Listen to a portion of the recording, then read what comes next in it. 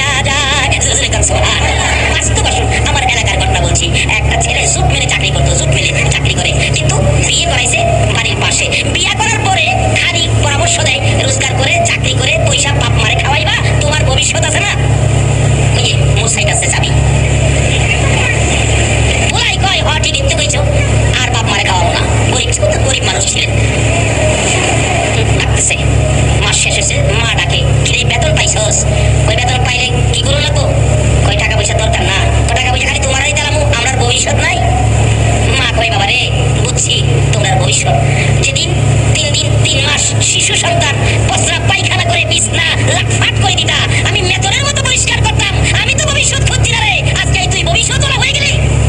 যাও বাবা যাও যাও, ওই বাংলা করে থাকো, ভবিষ্যৎ খুঁজে। মাশাআল্লাহ, 1 মাস 2 মাস 6 মাস পর্যন্ত চাকরি, কিছু পয়সা থাকে, কিছু পয়সা রাখে, কিছু পয়সা খরচ করে, এবার কিছু জমি জমা রাখা 20-25 মণ ধানের মালিক হইল। মানুষ মাত্র 2 জন, ধানের মালিক হয়ে গেছে 25 মণ। এখন 2 জনের আনন্দ কে দেখে? হঠাৎ তার বাবা মানুষের বাড়িতে কাজ করতো, গরিব মানুষ, অসুস্থ হয়ে 8 দিন কাজে যেতে পারে নাই, ঘরে খাবার নাই, একবারে 8 দিন পর্যন্ত ঘরে খাবার নাই। ছোট্ট একটা ভাই ছিল, ভাইটা কান্দে, মা বড় ভাইয়ের ঘরে ধান আছে, এটা ধান নিয়ে আসো না, আমার বাবা রোজগার করলে ধান কিনা দিয়ে দিও, পেটের খিদা আর সহ্য হয় না। মা বলতেছেন, বাবারে কেমনে যাবো, হ্যাঁ তো 6 মাস যাবো, আমার মা কইয়া হই না কেনা, কেমনে যাবো তার কাছে? আমার তো লজ্জা করে রে বাবা, কি করবো, পেটে খিদা, মা সইতে পারতেছি না। মা দুঃখে বলতেছে, আমার কলিজাটা খুইলা খায় না, তবু এর কাছে যাবো না। কি করবো, ছোট ছেলের কাঠ নাই, গেছে বেহায়ার মতো, যাই বলতেছে, বাবা তোর ঘরে এত ধান, আমারে 1 মণ ধান দিয়া দে, তোর বাবা রোজগার করলে দিয়া দিব। তোর ছোট্ট ভাইটা 8 দিন যাবত পেটে খিদা, দেখ চেহারাটা চাওয়া যায় না। হ্যাঁ কয় বুঝা লই, মা ধান চাইছে আর বুঝবার বাহির হইছে, যাই বাড়ি ওর সাথে বুঝছে, মা ধান চাইছে 1 মণ, দেওয়া যাইব? বাড়ি ওর নিকট নিষেধ করে দাও, কষ্ট করে জোড়াইছি, এটা খায়া শেষ করতে তোমারে দেওয়া যাবে না। হ্যাঁ এমনি গিয়ে কইছি, কষ্ট করে জোড়াইছি, আমারে শেষ করতে খায়া দেওয়া যাবে না। মা কষ্ট পাইছি নি কত, চোখের পানিগুলি মুছতেছে, ঘরের ভিতর ঢুকতেছে, তার বাবা অসুস্থ বলতেছে, তুমি কান্দো কে, ব্যাপারটা কি? যে বড় ছেলে লেগে এত কষ্ট করছো, আজকে আমার 1 মণ ধান দিল না। বাবাও শুয়া শুয়া কান্দে আর ডাকে, মাবুদ রে, মানুষের বাড়ি সারাদিন কাজ করছি, 10 টাকা বেতন উঠাইছি, বাড়িতে যাবো পেটের খিদায় 4 আনার বিস্কুট কিনছি, কিন্তু খাইতে চাইলে এই সন্তানের কথা যখন মনে হইতো, আমি খাইতে পারছি না। বাড়িতে যাইয়া ঘুমিয়ে গেছে, ঘুম থেকে উঠাইয়া এই বিস্কিট গুলি যদি আমি বাবা সন্তানের না খাওয়াইতে পারছি, সারাটা রাত আমার ঘুম হইছে না। এই সন্তান আমাকে 1 মণ ধান দিল না, বাবাও কান্দে। আমার আল্লাহ কয়, কান্দিস না, তোদের 2 জনের কান্দা তোর সন্তানের জন্য গজব বানাইছি। বলুন, মা বাবারে কষ্ট দিয়ে চোখের পানি বাহির করলে এই গজব যদি সন্তানের উপরে যায়, এই গজব থেকে বাঁচাইবার মতো কোনো মন্ত্র, কোনো শক্তি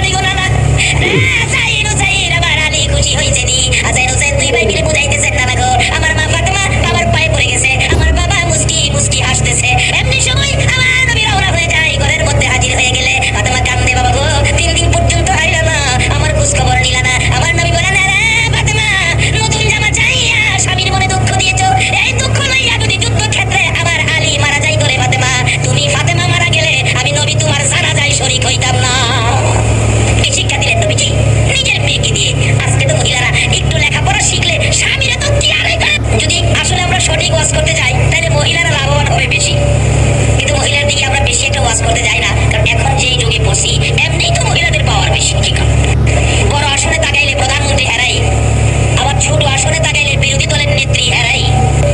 নবীজির মা আমেনা তো তাদের মধ্যেই, কি বলেন, গাউসে পাকের মা উম্মুল খয়ের ফাতেমা তো তাদের মধ্যেই, জান্নাতি যুবকদের সরদার হাসাইন আর হুসাইনের মা খাতুনে জান্নাত ফাতেমাতুল জাহরা তো মহিলাদের মধ্যেই।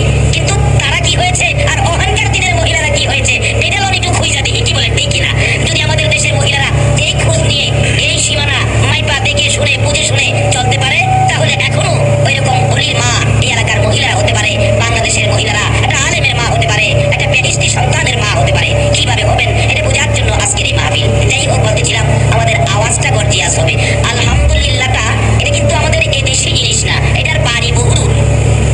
আল্লাহ যেদিন একা ছিলেন, যেদিন আল্লাহ প্রেম আর মহব্বতে ঢেউ খেলে বন্ধু সৃষ্টি করবেন, যেদিন আমার আপনার নবীজির নূর মুবারক আল্লাহ রাব্বুল আলামিন কুদরতি হাতে নিয়ে বলছিলেন কুনি মুহাম্মদ, যখন মুহাম্মদী আকার ধারণ করলো, আল্লাহ রাব্বুল আলামিন পবিত্র স্থানে রাখার সাথে সাথে আমার আপনার নবীর নূরে মুহাম্মদী আল্লাহর কুদরতি পায়ে সেজদায় পড়ে বলেছিলেন আলহামদুলিল্লাহ। আল্লাহ বলেন, বন্ধু গো, যে কাজটা তুমি করছো সেজদাটা এবং যেই শব্দটা আমারে শোনাইছো এটা তো খুব মজার জিনিস, শব্দটাও মজা, কাজটাও মজা, কাজে এই জিনিসটা তো খুব পছন্দের জিনিস। যাও, আমি কথা দিলাম এই দুইটা কাজ যারা আদায় করবে তাদেরকে আমি আমার জান্নাতে দেব। দুইটা জিনিস এখনো একত্রিত আছে কিনা বলুন তো? যেমন সেজদা নামাজের মধ্যে, নামাজ পড়তে গেলে নামাজের শুরুতেই এই সূরা ফাতিহা পড়তে হয় কিনা বলুন? প্রথমেই শুরু হয় ফাতিহা, আলহামদুলিল্লাহ শুরু হয়। এই তেলাওয়াত দুইটা একত্রিত করে রেখে দিলাম। বন্ধু, তোমার এই কাজ আর এই শব্দ আমার কাছে খুব পছন্দ হয়েছে। এটা যদি মহিলারা আদায় করে তারাও, কি বলেন, আল্লাহর পক্ষ থেকে পুরস্কার পাবে কিনা, কিভাবে পাবে, আসুন এটা বোঝার জন্য। যাই হোক, এটা অতি সম্মানের জিনিস, বিদেশি জিনিস, যেখানে কেউ ছিল না। যেদিন প্রথম সৃষ্টি হয়েছেন, সৃষ্টির প্রথম হলো আমার আপনার নবী, আর এই সৃষ্টির প্রথম মুখ থেকে আওয়াজ হলো, প্রথম আওয়াজ আমার নবী দিয়েছিলেন আলহামদুলিল্লাহ। এই জন্য প্রথম সৃষ্টির দাম বেশি এবং আওয়াজেরও দাম বেশি। কাজে আমরা আলহামদুলিল্লাহ বলে আল্লাহ শুকর আদায় করেছি, খুশি হয়েছেন আল্লাহ। আল্লাহকে খুশি করাটাই হলো আমাদের কাজ, কারণ এই জগতে আমাদেরকে সৃষ্টি করছে কে বলুন তো? আল্লাহ আমাদেরকে সৃষ্টি করে কত কিছু দিয়েছে। আল্লাহ বলেন, বাবা সব দিলাম, এমন কোনো জিনিস বাকি রাখি নাই যে তোমাদেরকে দেয় নাই। পৃথিবীর এমন কোনো বিজ্ঞান নাই, পৃথিবী জুড়ে এমন সাহস কোনো মানুষের নাই এই কথাটা বলতে পারবে আল্লাহ আমাকে এমন জিনিসটা দেয় নাই। আল্লাহ বলবেন দিয়েছি খুঁজা পাও নাই, এরকম হতে পারে। দেয় নাই এমন কোনো কথা বলার অধিকার পৃথিবীর কোনো সৃষ্টির নাই। আল্লাহ সবকিছু সৃষ্টি করেছেন। যাই হোক, কিন্তু সব সৃষ্টির কারণ হলো আমাদের খ্যাতমতের জন্য। আল্লাহ বলেন, আর তোমাদেরকে সৃষ্টি করলাম আমাকে খুশি করার জন্য। এখন আল্লাহকে খুশি করতে গেলে সবচেয়ে বড় মন্ত্র হলো আলহামদুলিল্লাহ, কারণ কোরআন শরীফে আল্লাহ নিজেই বলেছেন লাইন শাকারতুম লাযীদান্নাকুম, যারা আমার নিয়ামত পায় আমার শুকর আদায় করবে, আমি আল্লাহ তাদের জন্য নিয়ামতের দরজা খুলে দিব। সুবহানাল্লাহ। কাজেই আজকে আমরা শুকর আদায় করে আলোচনায় ঢুকবো, কিন্তু আলোচনার বরকত পাইতে গেলে এখানে আরেকটা কাজ বাকি আছে, যে কাজটা হলো নবীজির সাথে সম্পর্ক। আল্লাহ রাব্বুল আলামিন নিজেই এই সম্পর্কের ঘোষণা দিয়েছেন। আল্লাহ বলেন, তোমরা যদি আমাকে পেতে চাও আমার নবীর মাধ্যমে আসো। যত ইবাদত যত কিছু দিয়েছেন সবকিছুর মধ্যে নবীকে রাখতেন। বলুন সবকিছুর মধ্যে নবী আছে কিনা? কাজেই নবীকে সাথে নিয়ে তোমরা আসো। আসুন আজকে নবীর স্মরণে আমরা নবীর মহব্বতে দুরূদ শরীফ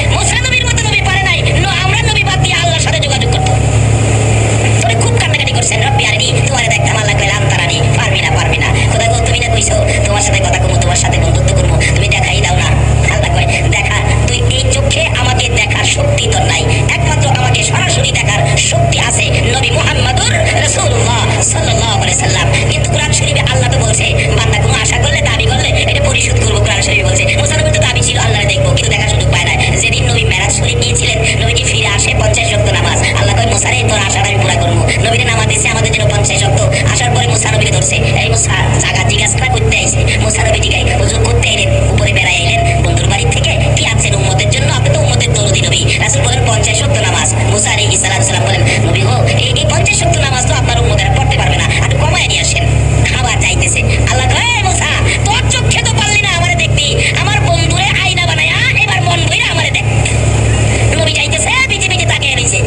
মন ভরে মুসা আলাইহিস সালাম দেখলেন আল্লাহকে, কিন্তু নিজের চোখে নয়, আমার নবীর মাধ্যমে। জোরে বলেন সুবহানাল্লাহ। কাজে যে যা চান নবীকে সাথে নিয়ে চলুন, কি লাগবে সব আমার আল্লাহ দিয়ে দিবেন। মেয়েরাও যদি চান দিবে, পুরুষও যদি চান দিবে। কিন্তু আমরা সেরে উপর দুরূদ শরীফ পাঠ করার জন্য যে কোনো ইবাদত করবেন, দুরূদ ব্যতীত কোনো ইবাদত আল্লাহর দরবারে কবুল হয় না। দুরূদের প্যাকেট করুন, ছোট ইবাদত দুরূদের প্যাকেট করুন, বড় আকারে কবুল হবে। আমাদের দেশে কি প্রচলন আছে, বিয়ে শাদীর মধ্যে প্রেজেন্টেশন নেয় একটা, আপনার ওই 45 টাকা দিয়ে একটা বই কিনে, নিউজ প্রিন্ট, আবার উপর দিয়ে দেখবেন নাই দিকে আসে না, উপর দিয়ে দেখবেন প্যাকেট করে ঝিলমিল ঝিলমিল কাগজ, এত সুন্দর কাগজ দিয়ে প্যাকেট করে, আসলে বইয়ের চাইতে মনে হয় কাগজের দাম বেশি। প্যাকেট দেখলে মনে হবে যে বাবারে বাবা, এর ভিতরে জানি কত দামি। খুব সম্মানের সহিত ছেলে পক্ষের লোক প্রেজেন্টেশন গুলি রাখে। অবশেষে কাজ কাম শেষ হইলেই বসে বসে খুলে কে কি দিল না দিল, খুইলা দেখে 45 টাকা দামের নিউজ প্রিন্টের একটা বই। কিন্তু উপরে প্যাকেট তো চকচক, কিন্তু প্যাকেটে এটার দামি বোঝাই ছিল, কিন্তু খুললে ভেজাল।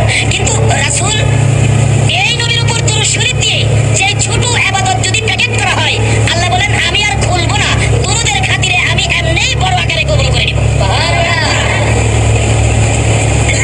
শুধু আল্লাহ কবুল করবেন এটাই শেষ নয়, নবীর জীবনী খুলুন। এক সাহাবী নবীজির পাশে গিয়ে বলতেছেন, ইয়া রাসূলুল্লাহ, আমি তো একটা চিন্তা করছি। কি চিন্তা করছো? আমি ফরজ সুন্নাত ওয়াজিব এই কাজগুলি শেষ করে যে সময়টা অবসর থাকবো, সময়টা 4 ভাগ করে আপনি নবীর উপর 1 ভাগ দুরূদ শরীফ পড়বো। রাসূল বলেন, খুব ভালো, যদি পারো আরো বেশি করো। হুজুর, তাহলে 2 ভাগ পড়বো। খুব ভালো, পারলে আরো বেশি করো। হুজুর, তাহলে 3 ভাগ পড়বো। খুব ভালো, পারলে আরো বেশি করো। ওই সাহাবী বলেন, হুজুর, আমি ফরজ সুন্নাত ওয়াজিবের পর যেটুকু সময় আমি অবসর পাবো, পুরো সময়টাই আপনার প্রতি দুরূদ শরীফ পড়বো। নবীজি বলেন, ও সাহাবী, আমার উপরে ওয়াজিব হয়ে গেছে তোমাকে নিয়ে জান্নাতে যাবো।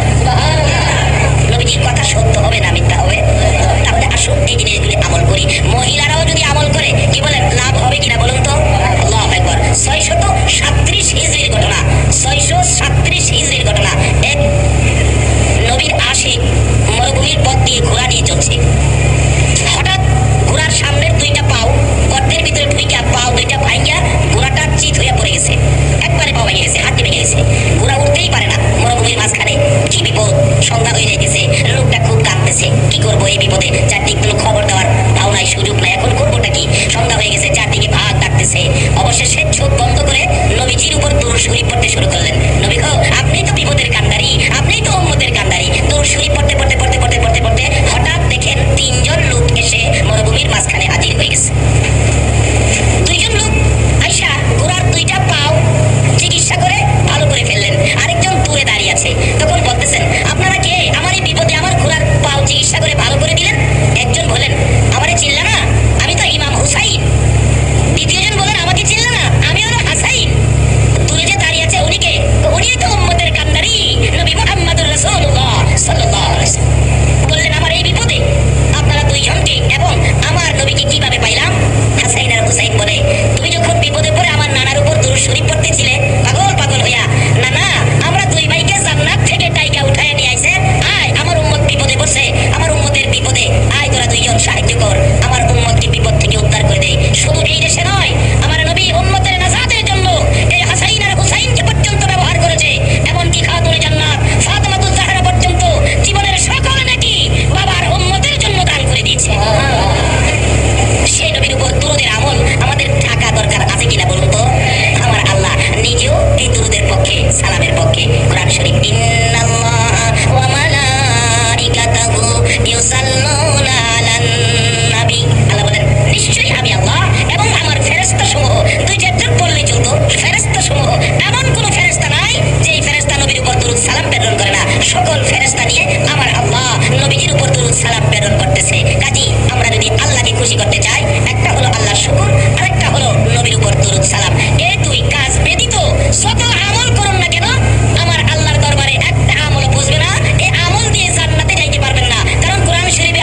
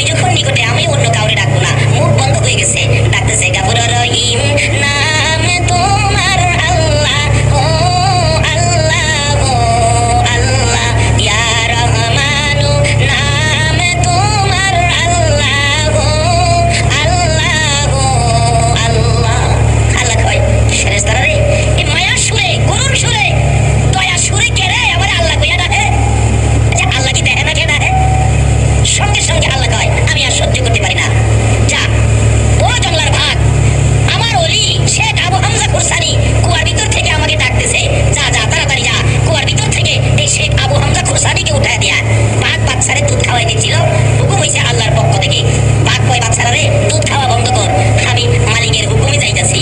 বাচ্চা পিছে পিছে দৌড়ে, নিষেধ দেয়াইস না, আমি আইতাছি, তোরা পয়সা থাক। দৌড়াই দেয়, মাথা দিয়া তাকে পাথর সরাইয়া তাই পাউটা ভিতরে ঢুকাইছে।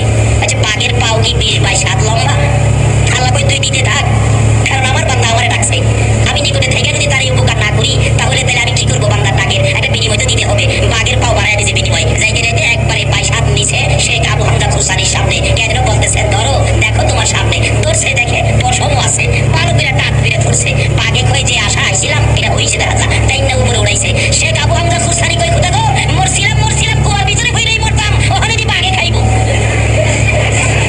চোখ বন্ধ করে রাখতেছে, বাঘ আমারে খাইস না। বাঘ মাথার নিচে দিয়া যাইতেছে। কি বলেন, বাঘ কি খাইতে আইছে নাকি বিপদ উদ্ধার করার জন্য আইছে? এই বিপদ উদ্ধার করার জন্য বলছে কে? সে আল্লাহই তো বলতেছেন তোমরা আমারে তালাশ করো, আমি নিকটে, আমি দূরে না, কিন্তু আমার কাছে তোমাদের কোনো কথা থাকলে, দাবি দেওয়া থাকলে তোমরা বলো, সব দাবি দেওয়া আমি পরিশোধ করে দিব। আজকে জঙ্গলার